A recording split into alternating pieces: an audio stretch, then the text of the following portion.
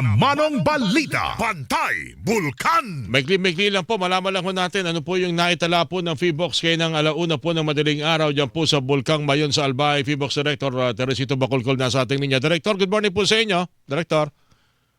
Yes, sir. Good morning din po sa inyo. Tanong lang po namin, maikli-maikli lang po, yung pong naitala ninyong aktibidad po, ano po itong nangyari? Bulkang Mayon, Director? Alauna ng madaling araw kanina.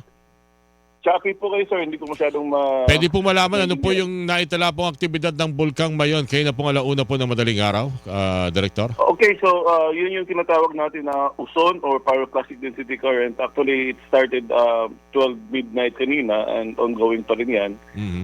Yung ganyang activity. So, part pa rin po yan ng alert level 3 as alert level 3 ng Mayon Volcano. Every now and then nagkakaroon po tayo ng uson. Ito yung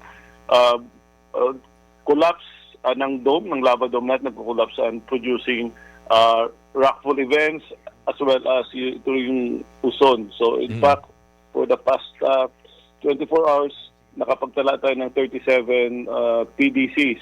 Oh. And previous to that, meron din po tayong marami-raming PDC. So again, expected na po natin yan na for its alert level 3 status, may mga tayong activity. Alright. Director, yun lang po muna siguro para sa oras na ito. Hayaan nyo pong mamaya po kumuha uli kami ng karagdagang detalye po dyan para mas marami ho tayong detalye may share sa ating mga kababayan. At for the meantime, thank you po sa mga information niyan, Director. Magandang umaga po. Yes, magandang umaga din po. Si PHIVOLCS Director Teresito Bacolcol, mga kapuso, ang inyo pong napakinggan.